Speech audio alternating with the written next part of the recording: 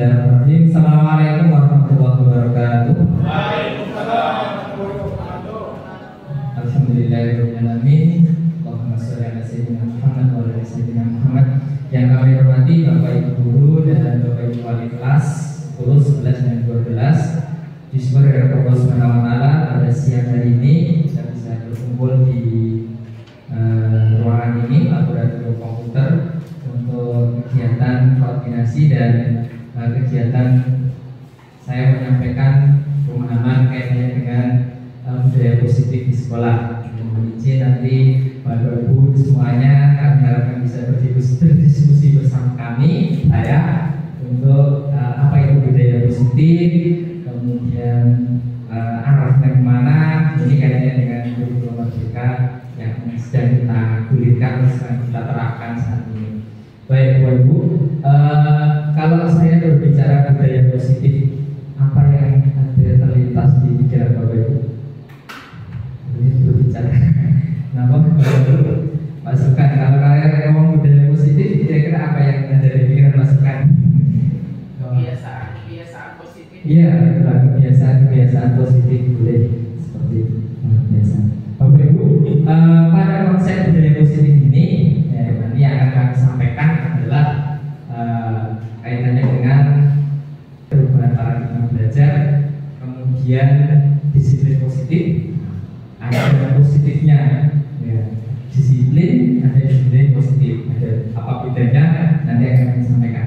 Kemudian ada nilai-nilai kebajikan, ya, nilai-nilai kebajikan, kemudian kebutuhan dasar manusia. Bapak Ibu juga walaupun kita wajib tahu apa itu kebutuhan dasar manusia yang melatar belakangi seseorang itu berperilaku, nah, terutama kaitannya dengan kesetaraan kita.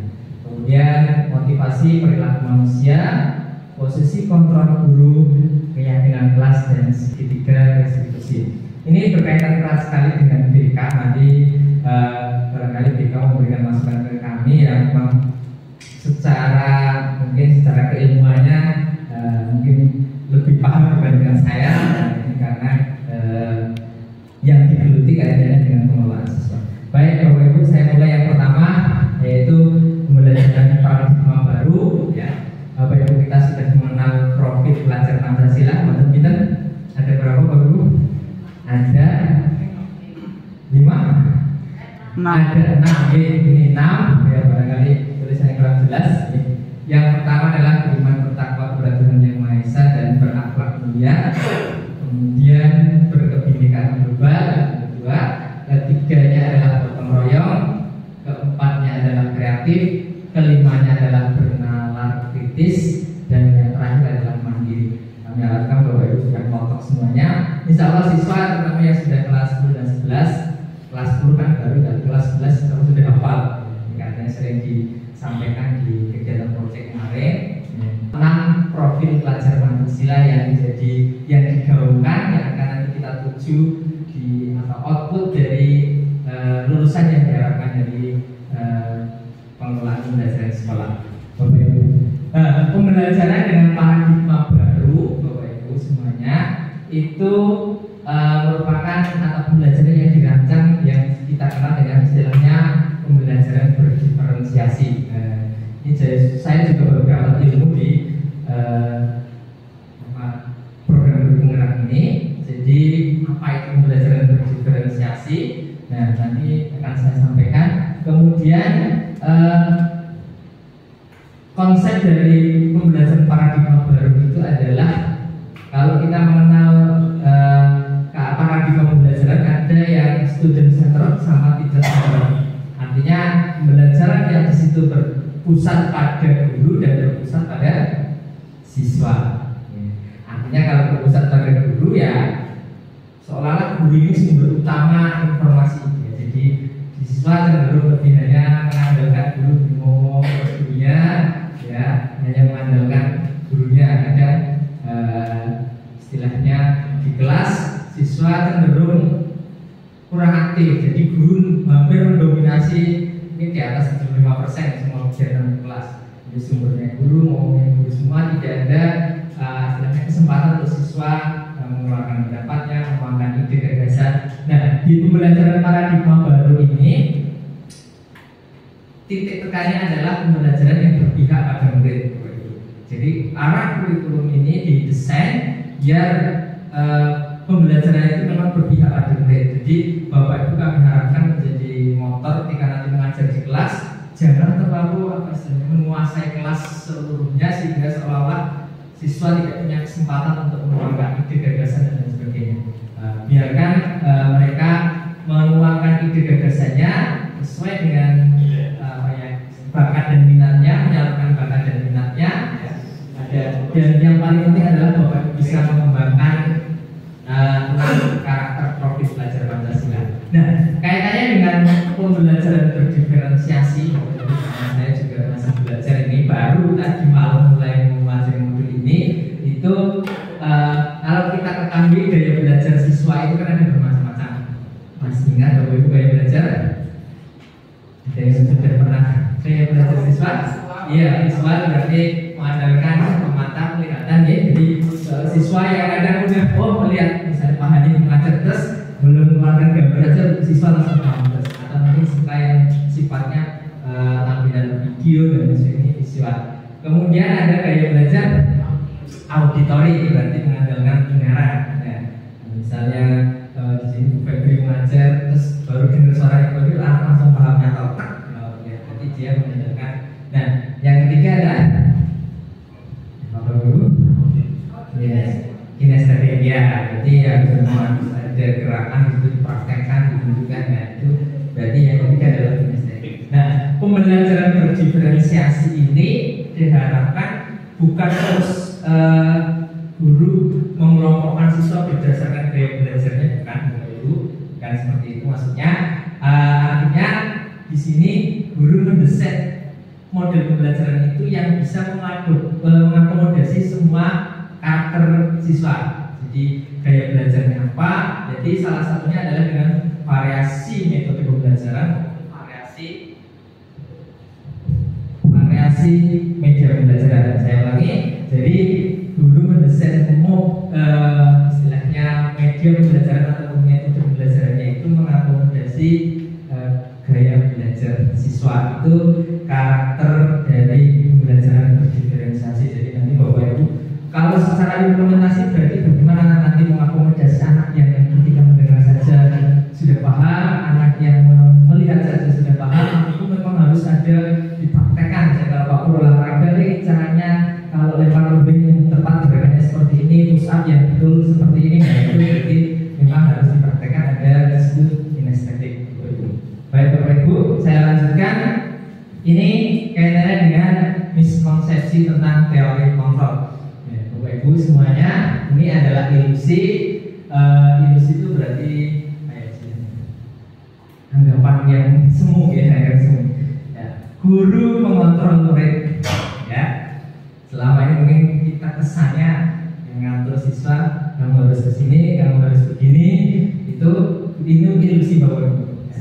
Ya, ilusinya seperti itu. Nanti akan kita coba praktekkan beberapa kali Bapak Ibu dengan praktek akan lebih memahaminya. Kemudian ilusi bahwa kritik dan membuat rasa bersalah. Bapak Ibu ketika membuat siswa itu merasa bersalah akan menguatkan karakternya, itu tidak secara konsep keilmuannya tidak sesuai Bapak Ibu. Kemudian ilusi bahwa semua penguatan positif efektif dan bermanfaat, itu hanya ilusi saja. Yang tidak penting adalah bahwa orang dewasa berhak memaksa. Ini ya, kesannya itu karena kita sebagai seorang guru tentunya lebih dewasa dibandingkan anak-anak didik kita, usianya mungkin terpaut jauh atau mungkin sepertiga separuhnya, dan ada kesan memaksa. Jadi bukan atas kesadarannya sendiri, tapi ada kesan memaksa. Jadi itu ilusi Bapak Ibu. Bapak Ibu, ketika saya minta Bapak Ibu menuliskan satu hal atau mungkin satu kalimat atau satu hal yang berharga dari dalam hidup Bapak Ibu apa? Silahkan dituliskan di kertas, kemudian disimpan untuk catatan Bapak Ibu sendiri. Bagi kertas yang terbuka. Atau mungkin Bapak Ibu ada tuliskan satu kata yang membuat Bapak Ibu paling berharga. Apakah istrinya, keluarganya, apa? Yang Bapak Ibu paling berharga di dalam hidup Bapak itu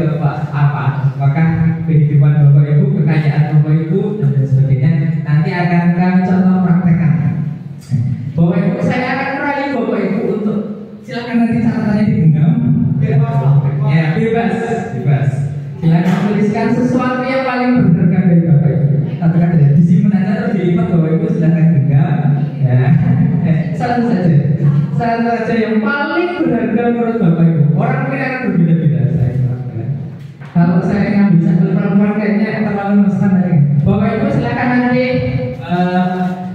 Ini kaitannya dengan saya akan silakan genggam Bapak Ibu digenggam tulisan itu ya digenggam erat-erat ya. Itu sesuatu yang berharga buat Bapak Ibu ya. Saya ambil contoh, saya punya sampai ya. Boleh Pak Rita maju ke depan sini Pak Rita. Sampel kita Pak Rita. Nanti kalau ke Bapak Ibu mana Pak? Pak Rita digenggam saja Pak Rita. Ya, digenggam erat-erat Pak Rita. Ya. Saya akan merayu Pak Rita biar beliau melepaskan genggamannya, karena ini sesuatu yang berharga buat Pak Rita gitu. Digenggam Pak Rita. Saya nggak tahu isinya apa, tapi saya pengen tahu dan mungkin itu bermanfaat buat saya. Jadi saya akan berusaha merayu dengan Pak Rita. Dan ini hanya istilahnya mungkin dengan mengganti Pak Rita dan saya mungkin dengan memaksa Pak Rita atau mengiming-iming sesuatu dari Pak Rita. Gimana? Bisa ini, Bapak Ibu, Pak Rita? Pak Rita, apakah saya bisa melihat yang ada di dalam genggaman Pak Rita? Silakan mempertanyakan kalau ini kita kerja. Oh, nggak boleh Pak. Rahasia. Pak Rita, kalau saya ada uang 10 juta di kantoran saya, Pak Rita tak kasih, apakah boleh itu dibuka? Gimana Pak Rita?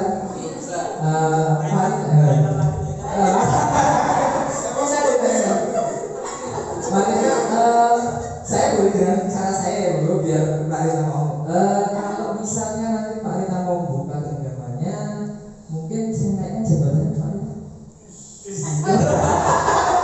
Jadi kepala sekolah, jadi pengusaha atau jadi pengawas atau jadi pengurus yayasan.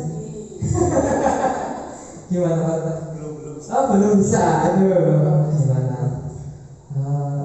Kalau saya Pak Rita, saya harus mengeluarkan pisau untuk membelah genggaman dan kita boleh juga Pak Rita. Tetap belum bisa. Pak Rita, saya tukar dengan mobil saya yang di bawah. Aduh. Oke Bapak Ibu, silakan duduk Pak Rita. Terima kasih, luar biasa saya mengingat itu. Oke baik. Jadi ya kalau Bapak Ibu menangkap percakapan saya dengan Pak Rita tadi, yang menentukan kontrol diri itu saya atau Pak Rita? Pak Rita ya? Gitu ya. Ketika Bapak Ibu mengajar di kelas, ya, siswa berperilaku, nah kamu harus seperti ini. Yang mengontrol Bapak Ibu ataukah siswa yang mengontrol dirinya sendiri? Siswa yang mengontrol. Kalau dia mau membuka, berarti dia merelakan untuk dikontrol, dikendalikan Bapak Ibu. Kita sudah masuk. Jadi ini teori stimulus respons Bapak Ibu ya. Realitanya adalah bahwa kalau realitas sebenarnya kita sama. Ternyata yang tepat adalah teori kontrol bahwa kebutuhan masing-masing orang berbeda-beda. Itu yang pertama. Kemudian semua orang melihat ada yang sama. Ya, setiap orang memiliki gambaran yang berbeda. Gitu. Kemudian kita mencoba mengubah orang agar berpandangan sama seperti kita. Ya. Saya punya pandangan seperti ini. Saya merayu orang, merayu Bapak Ibu, mengarahkan Bapak Ibu biar sama dengan saya. Dan itu masih berpedoman pada stimulus respon. Tapi yang tepat adalah kita tetap mengubah paradigma bahwa arahnya adalah pendekatan ke teori kontrol, bahwa kita berusaha memahami pandangan orang lain. Oh ya, Pak Rita punya pandangan sendiri, Bu Eli punya istilahnya gambaran sendiri seperti apa, orang akan berbeda. Saya tidak tahu yang ada di sesuatu yang berharga di Bapak Ibu tadi apa.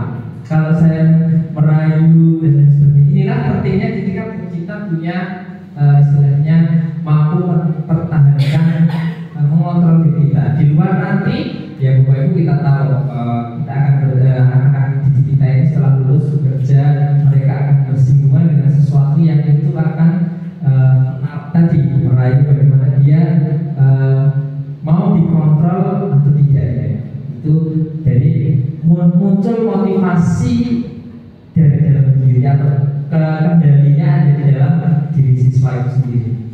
Baik Bapak Ibu, ini ya. Kemudian ada istilahnya disiplin positif Bapak Ibu. Ada disiplin positif ya. Kalau disiplin ya berasal dari kata disiplinan yang artinya belajar. Disiplin ini mengacu pada disiplin diri yang memiliki tanggung jawab terhadap apa yang dilakukannya berdasarkan nilai-nilai yang diyakini. Jadi ada rasa tanggung jawab terhadap nilai-nilai yang diyakini, ini disiplin. Tapi ketika kita berbicara disiplin positif ya, salah satu cara penerapan disiplin yang tujuannya adalah ini kata kuncinya adalah menumbuhkan kesadaran. Jadi ketika anak bisa mematuhi tata tertib di sekolah ya, itu bukan karena dipaksa tapi karena adanya kesadaran. Ini arahnya mau ke sana. Jadi memberdayakan peserta didik ya, tanpa imbalan, tanpa reward, tanpa ancaman, tanpa hukuman ya. Jadi ada, kalau peraturan di sekolah tata tertib kan kesannya kaku. Nah, misalnya terlambat datang ke sekolah ya, kemudian dilarang merokok dan lain-lain, itu kan kaku gitu. Jadi ketika anak menuruti itu, apakah itu kesadarannya sendiri apa karena terpaksa? Nanti ya, sebagai pendidik ini yang saya kotak bawah ini tujuannya kenapa kita harus menanamkan disiplin positif ya, agar perilaku mengacu pada nilai-nilai kebajikan yang universal ya. Nanti ada beberapa nilai-nilai kebajikan Bapak Ibu yang di luar sana banyak sekali nilai-nilai kebajikan, tetapi yang kita pakai itu adalah yang sesuai dengan tadi profil pelajar Pancasila. Jadi arahnya dengan penerapan disiplin positif itu bisa menanamkan nilai-nilai kebajikan. Ya, di sini ada contoh nilai kebajikan dari institusi atau organisasi lain di luar. Misalnya kalau yang ini kan kita sudah paham profil pelajar Pancasila. Ada beriman dan bertakwa kepada Tuhan Yang Maha Esa, tapi berbuat mulia, gotong royong, berkebinekaan global, mandiri, kritis, kreatif. Dan ini adalah profil pelajar Pancasila. Nah, ini yang dari PYP ya, Ibu Primarius Program, ada toleransi dan sebagainya. Ada lebih, yang mungkin dilihatnya lebih banyak, tapi ada beberapa pemilihan, mandirinya ada, kreativitasnya ada, kemudian kerjasama yang kita di profil pelajar Pancasila dan gotong royong. Kemudian ada life skill, ini juga nilai kebajikannya ada dapat dipercaya, kemudian lurus hati dan sebagainya. Ini perlu bisa lihat sendiri. Ya, ini adalah keterampilan hidup sendiri. Nah, Bapak Ibu, saya menghubungkan dengan kebutuhan dasar manusia. Ini kenapa di awal tadi saya menyampaikan nilai disiplin positif, kemudian apa hubungannya dengan nilai kebajikan, dan yang ketiga adalah kebutuhan dasar manusia. Nah, kebutuhan dasar manusia adalah segala sesuatu yang kita lakukan untuk mendapatkan apa yang kita inginkan. Ini berkaitan dengan apa yang melatar belakangi perilaku kita. Kita berbuat seperti ini, alasannya ini. Siswa juga sama, Bapak Ibu. Berbuat misalnya hal yang sesuatu yang menurut kita tidak pas, mesti ada alasannya. Karena kita hanya langsung pukul ke jazz, oh ya kamu salah dan sebagainya. Tapi kita tidak mau tahu alasannya apa dan sebagainya. Itu yang perlu kita ubah paradigmanya. Jadi seluruh tindakan yang kita lakukan memiliki tujuan tertentu, ya. Dan semua usaha terbaik yang kita lakukan adalah dalam rangka memenuhi kebutuhan dasar tadi. Jadi apa yang kita lakukan cenderung memenuhi kebutuhan dasar. Nah, saya tampilkan 5 kebutuhan dasar manusia. Ini bertahan hidup, Bapak Ibu. Bertahan hidup itu berkaitan dengan kebutuhan fisiologis. Ya, makan minum, terus sandang, ya, sandang pangan, papan, ya, keamanan, kesehatan. Kalau yang sudah berkeluarga, kebutuhan fisiologis, biologis itu masuk di sini, masuk kebutuhan bertahan hidup. Ya. Berarti kalau orang kelaparan, berarti yang tidak terpenuhi adalah bertahan hidupnya nggak terpenuhi. Jadi dia merasa mungkin orang sakit, berarti ada kebutuhan dasarnya yang tidak terpenuhi, yaitu bertahan hidupnya. Kemudian kasih sayang dan rasa diterima. Ya, Bapak Ibu, kita sering menjumpai kasus anak-anak kita merasa dibully, dikucilkan di kelas, mungkin atau mungkin yang kasus-kasus yang lain. Ya, ini bisa jadi seperti itu. Atau mungkin apa? Bawaan dari rumah. Ya, kita paham sendiri, anak tidak selalu dalam kondisi normal ketika berangkat sekolah, mungkin di keluarganya ada masalah dan lain sebagainya, atau mungkin permasalahan keluarga yang membuat anak ini merasa kebutuhan dasar yang nomor 2 ini, kasih sayang dan rasa diterimanya belum mendapatkan, sehingga perilakunya bisa menyimpang dan lain sebagainya. Kenapa kamu terlambat? Ya, nggak dibangunin di rumah, nggak diperhatikan, nggak dibikin sarapan orang tua, ini semacam itulah alasannya. Bisa jadi ini yang kita tahu. Jadi Bapak Ibu, nanti kita mencoba memetakan anak-anak didik kita yang ada di sekolah. Kira-kira ketika dia berperilaku menyimpang, ya menyimpang tidak sesuai dengan norma, itu apa yang latar belakangnya? Jangan Bapak Ibu jangan langsung memvonis terus. Tapi kita perlu gali apa latar belakangnya. Saya kira juga Bapak Ibu sudah paham lah Bapak Ibu di sini mayoritas wali kelas hingga karakter anak berubah. Jadi rasa diterima, rasa dipedulikan, diterima di dalam kelompok, ya, itu adalah. Kemudian penguasaan, ini harga diri, keinginan untuk dianggap.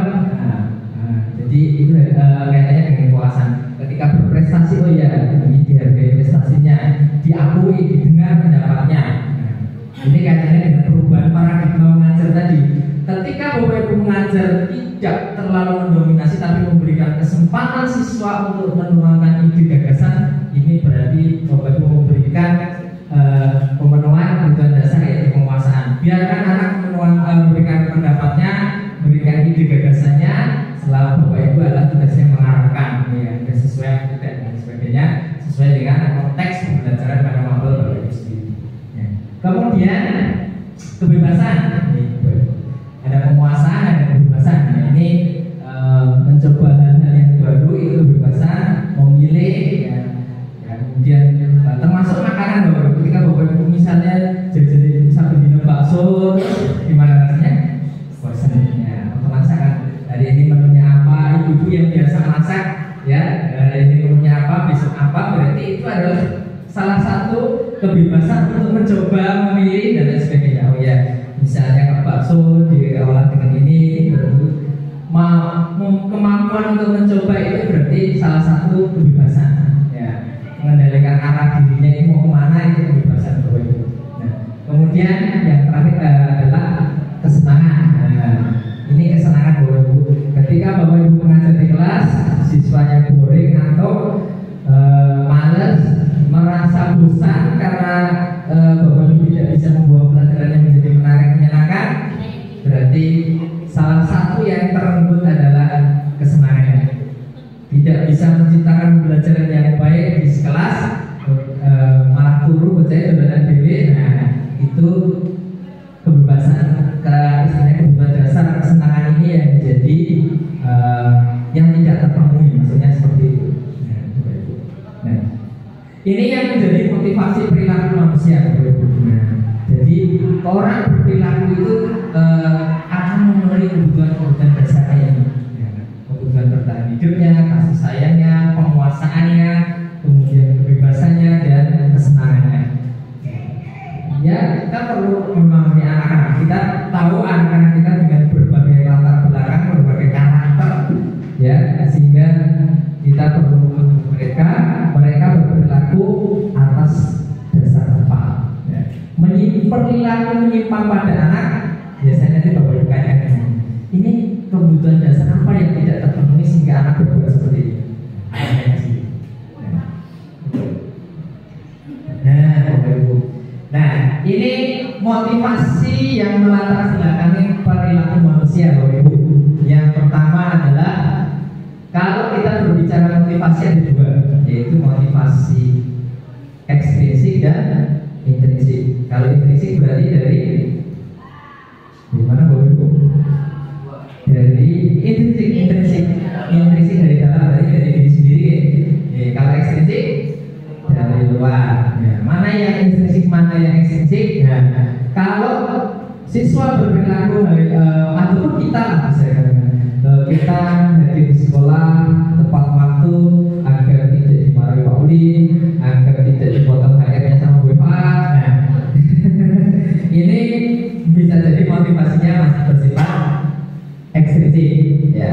Apakah motivasi ekstrinsik itu salah? Bukan masalah salah benar, tapi bisa jadi motivasi ekstrinsik ini yang nanti akan mengarahkan munculnya atau memperkuat motivasi dalam diri.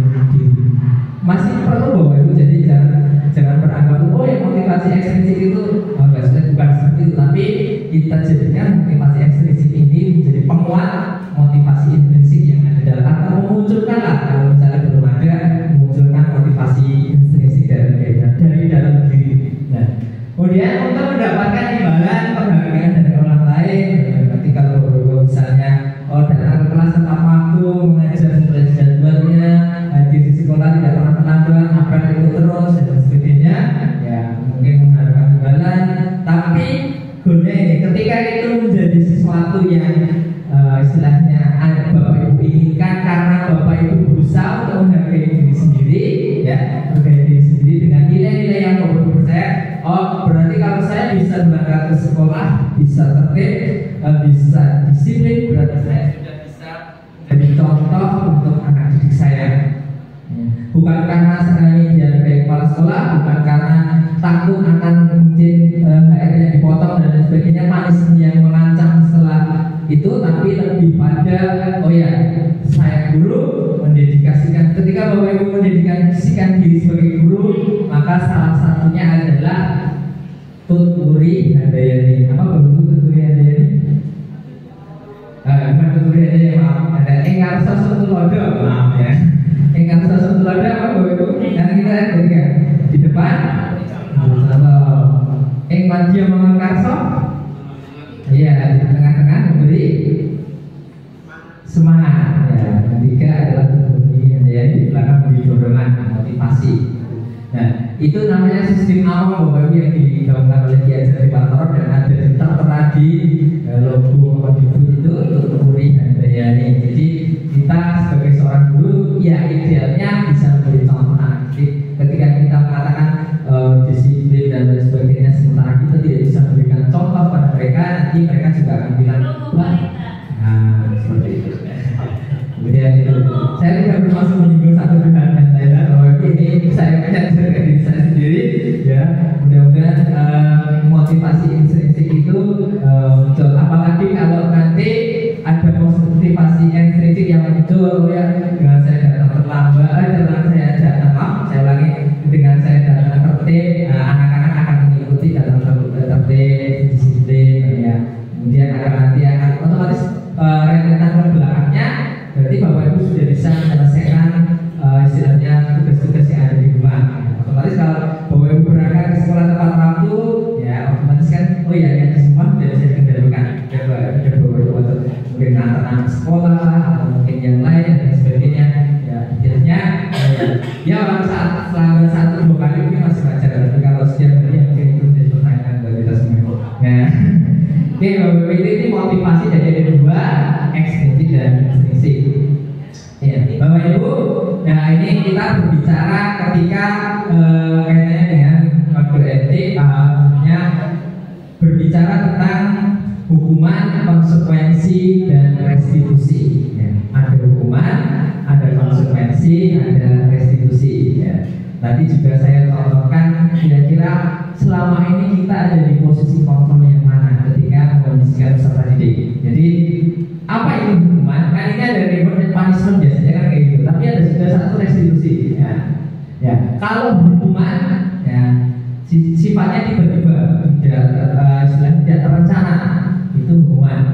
Ya, Bapak Ibu ada anak datang terlambat, ya, kamu datang terlambat, ya Bapak Ibu pikir apa ya hukumannya? Misalnya suruh nyapu, suruh nyiram kembang, suruh nyiram bunga, atau mungkin suruh pusat 50 kali, ya, itu tidak ada rencana. Bapak langsung terpikir, oh itu betul. Nah ini hukuman. Ya. Kemudian tidak tahu apa yang akan terjadi dan tidak dilibatkan untuk kesepakatannya. Biasanya langsung Bapak Ibu berikan tes. Nah kita kadang tidak istilahnya sering bersifatnya satu arah lah. Kita menentukan memutuskan sendiri tanpa meminta kesepakatan dengan siswa. Kamu udah datang terlambat, ini hukumannya sudah keliling lapangan 10 kali misalnya. Nah, itu. Kemudian bersifatnya biasa fisik ya, atau fisikis atau verbal, bentuk marahin dan sebagainya, itu bentuk hukuman. Nah, kalau konsekuensi lebih terencana Bapak Ibu. Terencana itu berarti kalau misalnya sudah ada aturannya, ya misalnya mengikuti sholat duha, ya kalau terlambat berarti tetap harus mengganti sholat. Konsekuensinya harus mengikuti sholat duha susulan misalnya seperti itu, menyusul. Itu konsekuensinya sudah ada. Kalau misalnya datang terlambat, berarti pulangnya juga terlambat. Ini konsekuensi. Jadi sudah ada. Siswa sudah tahu dengan sendirinya karena sudah ada kesepakatan dulu di awal dengan tiket konsekuensi. Tapi konsekuensi masih tetap membuat siswa itu tidak nyaman, ya, karena ada kesan memaksa di sana. Biasanya kalau yang tata tertib di sekolah, ini lebih ke konsekuensi. Kalau siswa seperti ini, punishment atau konsekuensinya harus seperti ini. Ini konsekuensi.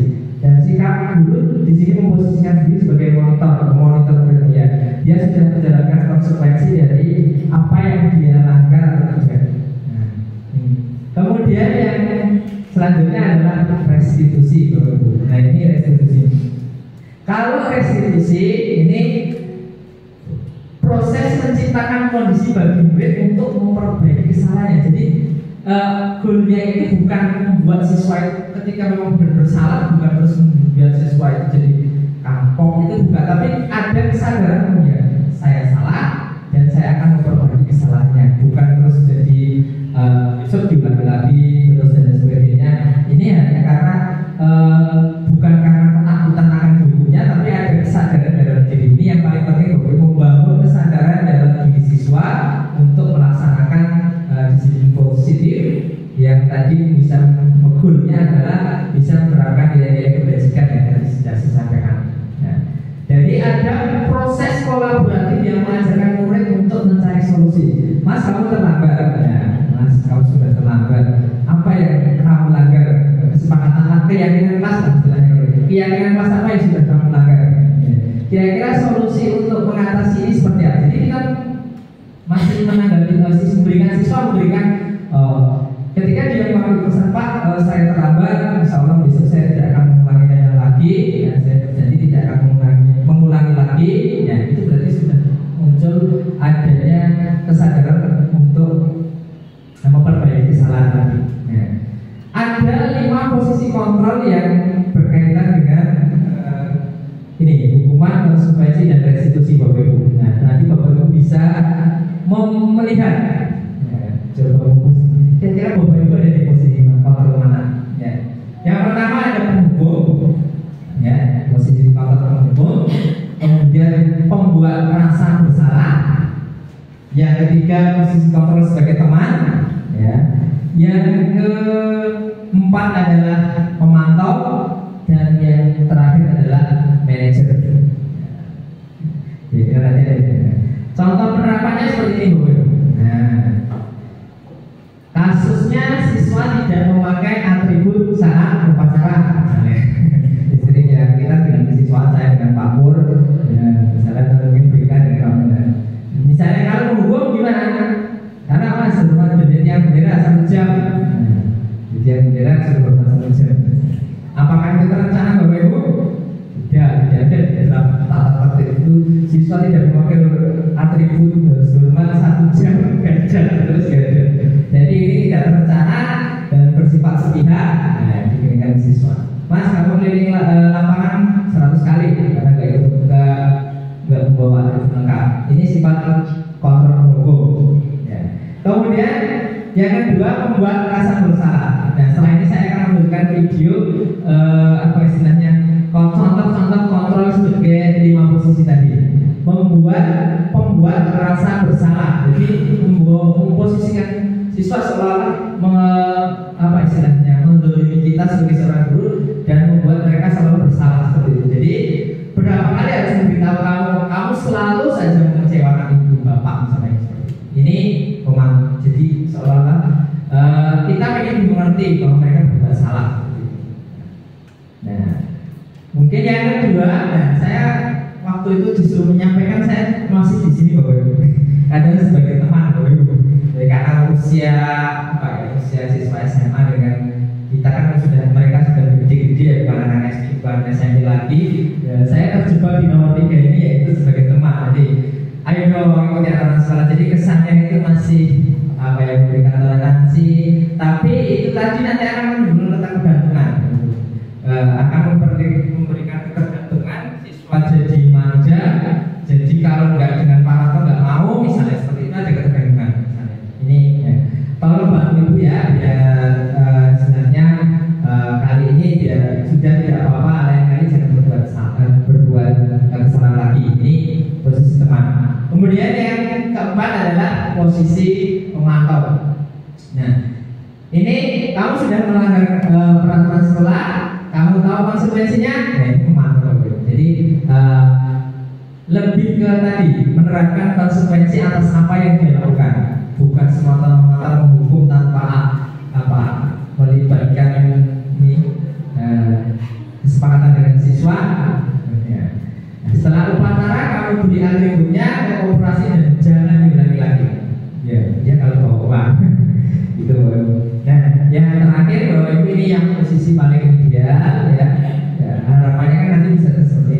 Jadi apakah kamu tahu kesalahanmu? Nah, kira-kira bagaimana kamu memperbaiki kesalahanmu? Ya, jadi lebih biarkan siswa itu dia tidak memakai alasannya apa yang dia harus lakukan ketika biar dia bisa memperbaiki kesalahannya. Gitu.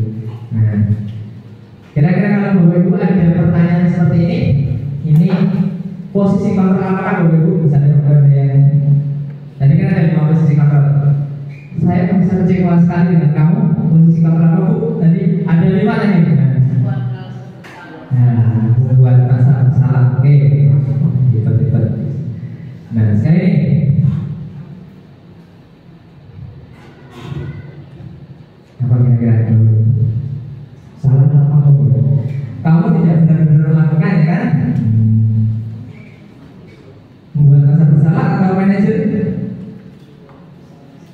Atau pemantau? Ya pemantau. Oke, manajer ya. Apa rencanamu untuk menyelesaikan masalah ini? Manajer.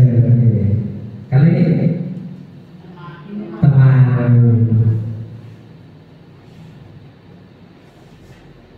Langsung divonis oke. Ya. Contoh penerapannya seperti ini Bu. Nah, ini yang posisi kontrolnya sebagai penghukum.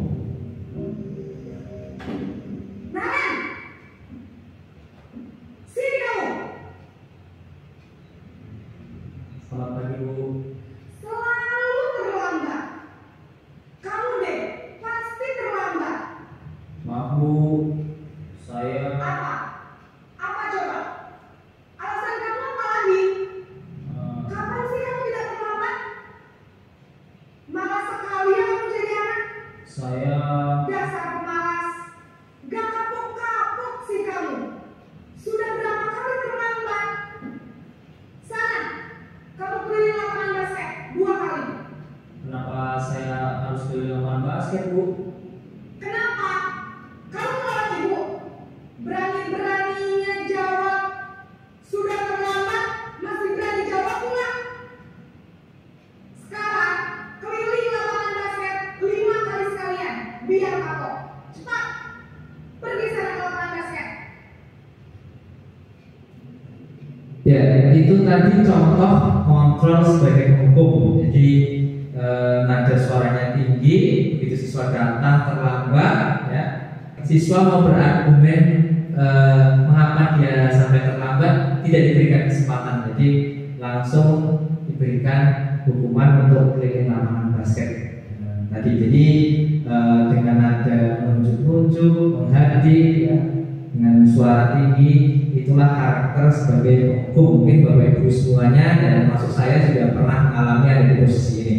Posisi kontrol yang selanjutnya adalah membuat merasa bersalah. Ini pembuat merasa bersalah. Kita lihat bedanya Bapak Ibu.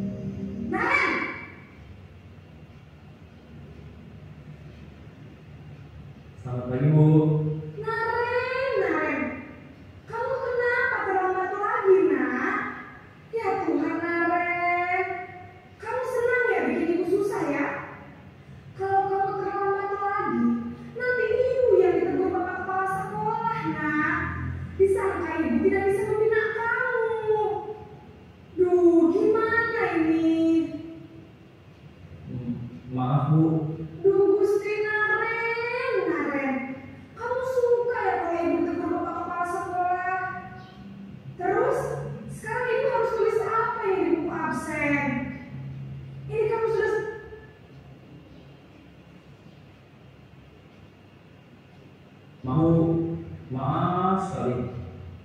Ya sudah, lain kali jangan bikin ibu susah lagi ya nak ya. Ibu tidak akan kuat lagi kalau kamu begini terus. Bisa jantungan kalau ibu tegur bapak kepala sekolah. Sana cepat ke kelas. Maaf ya Bu. Maaf sekali. Ya. Karakter yang kedua tadi membuat rasa bersalah. Jadi dengan nada memelas ya. Jadi tidak seperti yang menghukum tadi. Kalau menghukum tadi kan nadanya tinggi, ini lebih memelas, lebih halus, sedih ya, dengan bahasa tubuh yang merapat kepada anak, seolah-olah memang biar anak merasa bersalah karena sudah terlambat seperti itu. Nah, ini yang ketiga adalah sebagai teman, posisi sebagai teman. Kita lihat Bapak Ibu.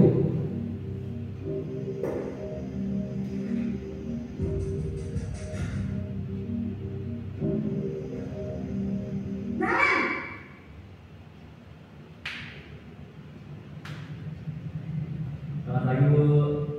Wah, sudah jam berapa ini nak? Terlambat lagi ya sayang. Iya Bu. Habis ibu saya lupa bangunkan saya Bu. Kamu malah menyalahkan ibu kamu. Kamu bukannya anak yang paling kencang. Kok terlambat sih? Iya Bu. Saya memang terlambat bangun tadi. Jadi biarpun saya lari kencang, tetap gak kesenja Bu. Ya sudah sana. Nanti lain kali larinya lebih kencang lagi ya. Biar gak terlambat lagi. Bikin senang ibu demi ibu. Bisa kan? Bisa lah Bu. Ya sudah sana masuk kelas. Ibu beresin urusan absen kamu. Kamu ini ada-ada saja. Nah, untuk yang ketiga, Bapak Ibu yang sebagai teman ya, dengan karakter nadanya lebih ramah, lebih akrab, seolah-olah ada nuansa bercanda dengan siswa, dengan bahasa tubuh mungkin ada kedekatan dengan siswa, merapat pada siswa, dengan tidak ada rasa marah, ya tidak ada rasa marah sama sekali, jadi seolah dengan sesama teman seperti itu. Ini posisi kontrol sebagai teman. Yang keempat posisinya sebagai pemantau, Bapak Ibu. Ya, pemantau. Kita lihat.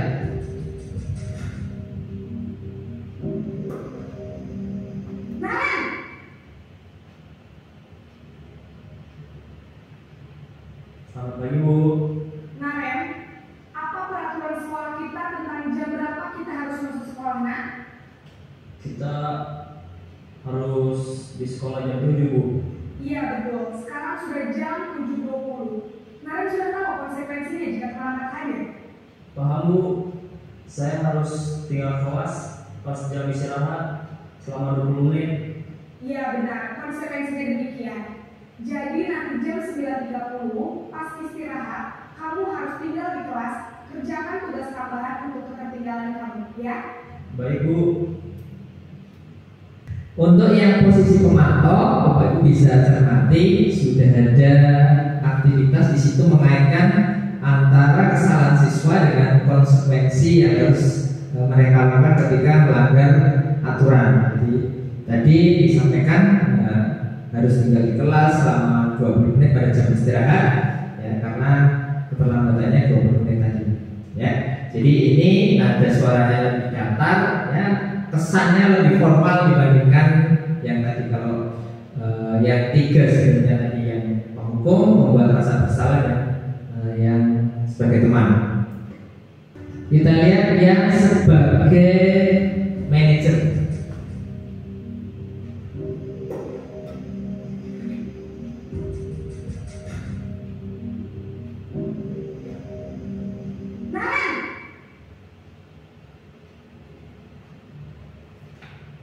Selamat pagi Bu. Selamat pagi Naren. Maaf Bu, saya terlambat. Iya, sekolah masuknya jam 7, sekarang sudah jam 7.20. Jadi sekarang bagaimana ya Naren? Maaf Bu, saya lupa sarapan saya semalam. Baiklah, menurut kamu, keyakinan sekolah yang mana yang perlu kamu tingkatkan? Menghargai diri sendiri dan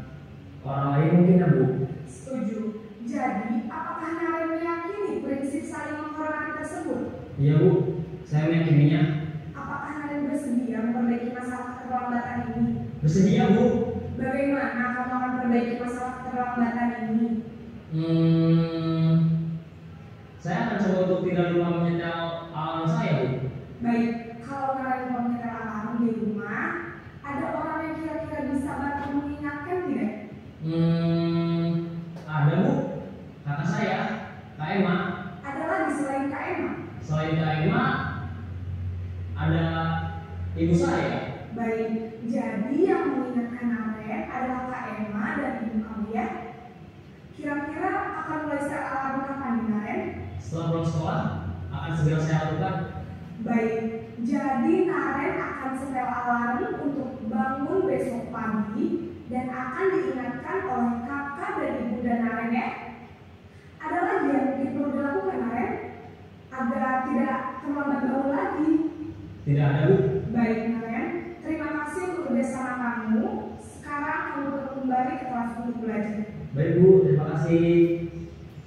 Baik, untuk yang barusan kita lihat posisi manajer ya sudah ada penerapan segitiga restitusi. Ya. Pertama adalah menstabilkan identitas. Ya. Jadi sudah dilakukan. Ya. Kenapa dia sampai terlambat? Ya. Kemudian validasi tindakan yang salah. Ya. Keyakinan yang terakhir adalah menanyakan keyakinan apa yang perlu ditingkatkan. Kemudian apa yang harus dilakukan Naren tadi untuk memperbaiki kesalahannya tadi. Ya. Ini adalah posisi yang kita harapkan sebagai seorang guru, sebagai manajer tentunya kita tetap memberikan ruang untuk siswa. Kenapa siswa bisa melakukan pelanggaran atau kesalahan, tapi dari situ mereka bisa belajar dari kesalahan yang mereka perbuat untuk memperbaiki diri di kemudian hari. Gitu Bapak Ibu untuk 5 posisi kontrol ini ya. Dan untuk menerapkan tadi ya Bapak Ibu, kita bisa menerapkan posisi kontrol sebagai manajer ya, idealnya kan di sana. Kalau Bapak Ibu mungkin bisa oh ya mungkin saat ini masih mungkin ada di level hukum ya. Bapak Ibu kira-kira dari posisi mana, dari 5 posisi kontrol tadi di posisi mana Bapak Ibu?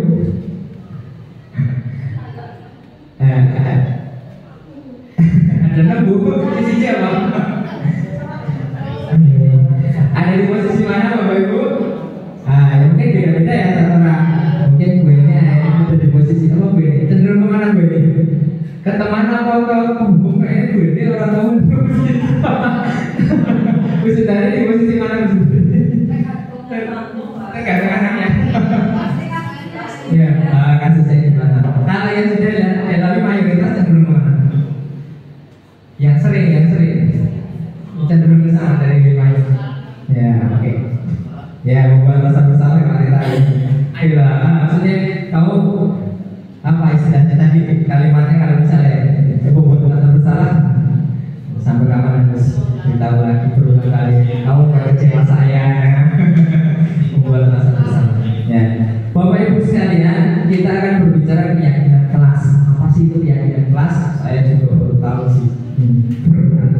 Pasti keyakinan kelas. Kenapa tidak pengaturan kelas? Nah, keyakinan kelas. Ya, tapi sebenarnya idealnya kemarin pada saat Bapak Ibu masuk ke kelas, ya, ini membuat keyakinan kelas. Ataupun nanti maupun Bapak Ibu boleh membuat keyakinan kelas, kesepakatan keyakinan kelas. Apa sih keyakinan kelas? Nah, pembentukan keyakinan kelas sifatnya abstrak. Jadi bukan kalau kita berbicara tata tertib kan dilarang makan di dalam kelas. Berarti kalau keyakinan kelas mungkin ya, menjaga kebersihan kelas. Kemudian apa dilarang mungkin berkata jorok dan sebagainya, itu mungkin saling menghargai, saling menghormati. Jadi berupa pernyataan yang sifatnya universal dibuat dengan kalimat yang positif. Kalau dilarang itu kan negatif kesannya, dilarang ini, dilarang itu, ya, tidak boleh ini, tidak boleh itu, kesannya ada kayak. Kemudian tidak usah banyak-banyak, yang penting gampang diingat siswa. Ini akan jadikan dasar kita bisa menerapkan nanti ada istilahnya manajemen tadi, kontrol siswa yang tadi manajer tadi Kalau dasarnya sudah keyakinan kelas, bagaimana menumbuhkan apa siswa menerapkan disiplin positif enak kalau sudah ada keyakinan kelas. Ya. Sesuai dengan kondisi kelas dan sekolah sehingga mudah diterapkan. Jadi masing-masing kelas mungkin akan berbeda keyakinan kelasnya. Jadi dengan wali kelas masuk buat keyakinan kelas. Apa yang sekiranya kita buat kesepakatan keyakinan kelas yang kita sepakati bersama sehingga suasana pembelajarannya bisa nyaman, ya. Ya, tadi saling menghargai, saling menjaga kebersihan dan lain sebagainya, itu keyakinan kelas. Ya. Bisa saja di level sekolah, ya, level sekolah bisa dibuat berarti kalau itu ada kesepakatan kepala sekolah, guru dan siswa. Ini buat keyakinan kelas. Nah, ini adalah segitiga restitusi suatu proses dialog yang dijalankan guru untuk menghasilkan murid yang mandiri dan bertanggung jawab. Ada 3 Bapak Ibu segitiga restitusi ini, ya. Kalau siswa melakukan kesalahan pelanggaran terhadap aturan yang berlaku di sekolah, ya, biasanya kita langsung monitor, ya kamu salah ini, hukumannya ini, ya, itu kali orang hukum. Tetapi ketika kita menerapkan kontrol yang ideal sebagai manajer, maka ini adalah langkah-langkah yang harus dilakukan, yaitu segitiga restitusi ini.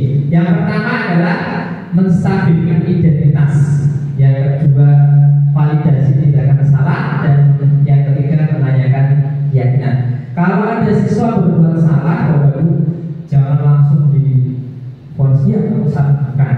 Kita redam, maksudnya kita stabilkan kondisi.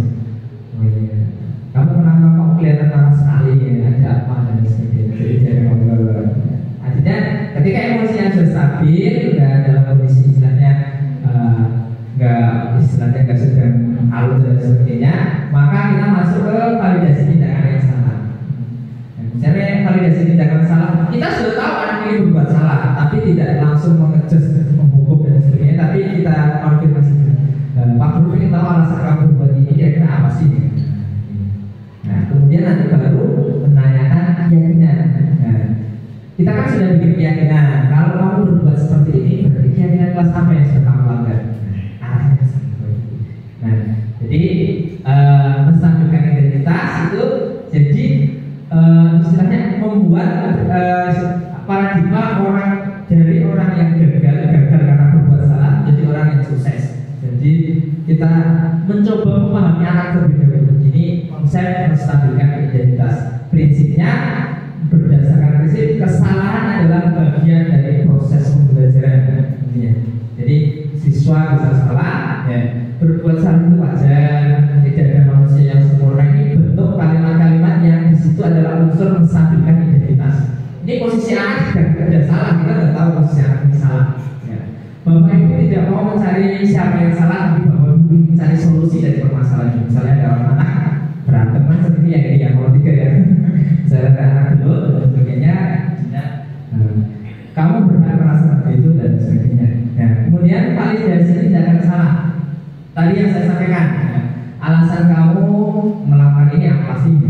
Kemudian padahal kamu bisa melakukan yang lebih buruk, tapi kamu berbuat seperti ini. Alasan kamu apa? Kamu patut bangga karena kamu telah melindungi sesuatu yang kamu punya. Misalnya dia mempertahankan sesuatu yang menurut dia berharga buat dirinya, entah itu harga diri dan sebagainya.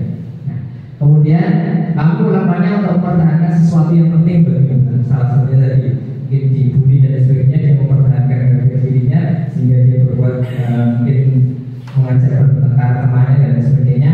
Itu adalah menstabil validasinya ini. Ya, mungkin dia mempertahankan sesuatu yang penting bagi. Nah, Bapak Ibu, nah apa keyakinan kelas yang kita sepakati ini meyakinkan? Jadi kan ada 3 tadi tahapan. Yang pertama menstabilkan tindakan, yang tadi yang sudah menstabilkan identitas maksudnya. Yang pertama menstabilkan identitas, yang kedua validasi tindakan, yang ketiga menanyakan keyakinan. Yang ketiga ini menanyakan keyakinan. Nah, jadi nilai-nilai apa yang telah kita sepakati bersama? Seperti apa gambaran kelas yang ideal menurut kamu, yang nyaman menurut kamu, dan kamu ingin menjadi seorang seperti apa sih? Nah, ini saya contohkan penerapan segitiga restitusi, Bapak Ibu. Ya, Bapak Ibu, saya akan memperlihatkan contoh penerapan segitiga restitusi yang sudah pernah saya lakukan. Di situ saya melakukan penanganan terhadap siswa yang melakukan pelanggaran di sekolah. Bapak Ibu bisa simak seperti apa tahapan segitiga restitusi yang saya lakukan. Aska berangkat ke sekolah dengan motor barunya. Dia memodifikasi knalpot motornya sehingga suaranya terdengar lebih keras dan menimbulkan kebisingan.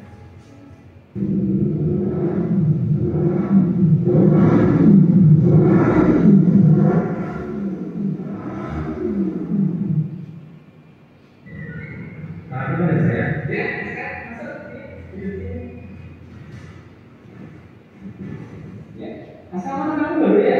Iya, Pak. Alhamdulillah, sekarang udah punya sih?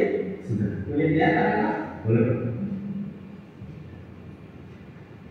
Oh, pantesan kamu sekarang bawa motor. Kemarin belum bawa motor, sekarang udah punya SIM dan diizinkan bawa motor sama orang tua ya? Iya. Ini saya kembalikan SIM-nya, disimpan ya. Tadi Pak Rato lihat motor kamu suaranya mana? Kamu apa atau kamu kan? Saya ganti knalpotnya, Pak.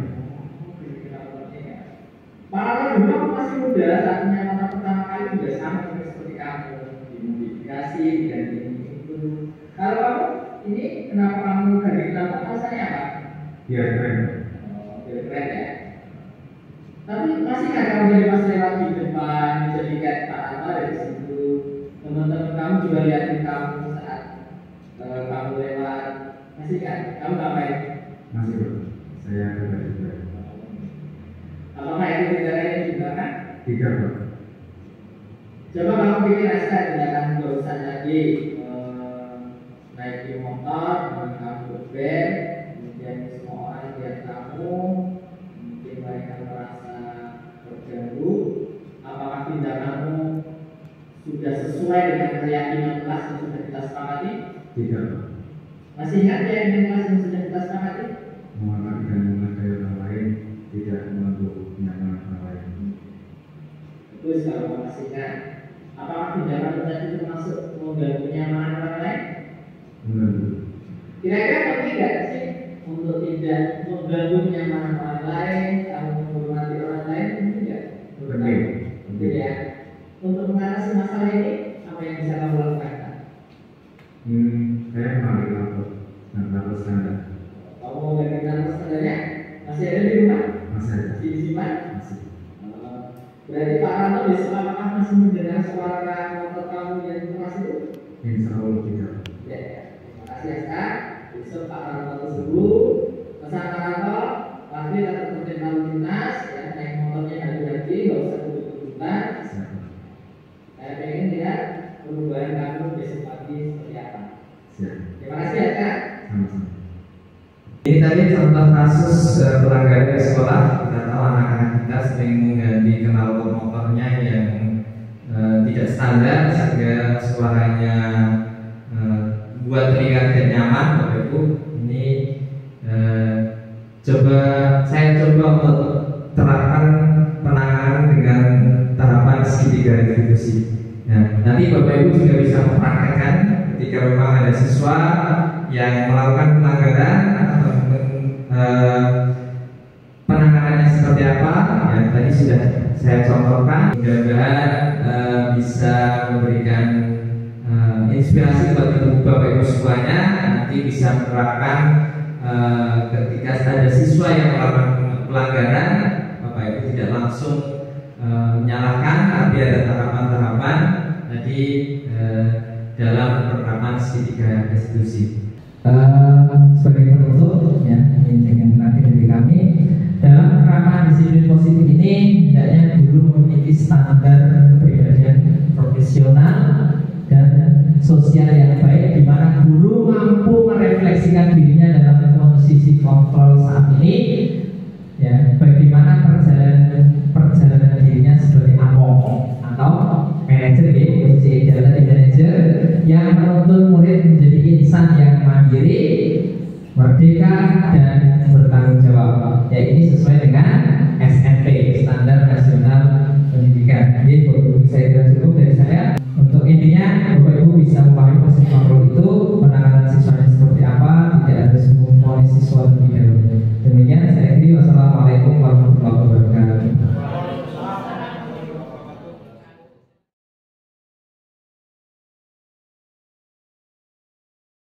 Bismillahirrahmanirrahim. Assalamualaikum warahmatullahi wabarakatuh. Waalaikumsalam warahmatullahi wabarakatuh. Sehat semuanya? Alhamdulillah. Kita akan membuat keyakinan kelas. Ya. Keyakinan kelas itu kalimatnya bersifat abstrak. Ya. Jadi bukan bersifat negatif yang seperti kata tadi, dilarang merokok, dilarang terlambat, dilarang membuang sampah sembarangan. Itu adalah kalimat-kalimat yang nuansanya negatif karena bentuknya larangan. Kalau keyakinan kelas berarti nanti kita membuat kesepakatan. Saya sebagai guru, kalian semua sebagai murid, ya, sebagai siswa murid, ya, harus memposisikan dirinya masing-masing. Contoh keyakinan kelas yang simpel, guys. Kalau tadi ada kalimat misalnya dilarang membuang sampah sembarangan. Nilai kebajikan yang bisa kita untuk buat keyakinan kelas ini apa? Saya kira apa? Kalau yang bernuansa keyakinan kelasnya bernuansa positif, menjaga, ya, menjaga kebersihan. Saya minta kalian menuliskan satu saja, nggak usah banyak. Satu keyakinan kelas yang akan mendukung kegiatan belajar yang akan kita lakukan. Silakan bisa dimulai. Nanti keyakinan kelas itu akan kita tempel di papan. Nah, ini silakan ditempelkan. Kalau yang sudah tulis, kita sepakat ya, setuju apa enggak? Nggak usah banyak-banyak, mulai pas 3 atau 5 keyakinan kelas aja yang kita sepakat.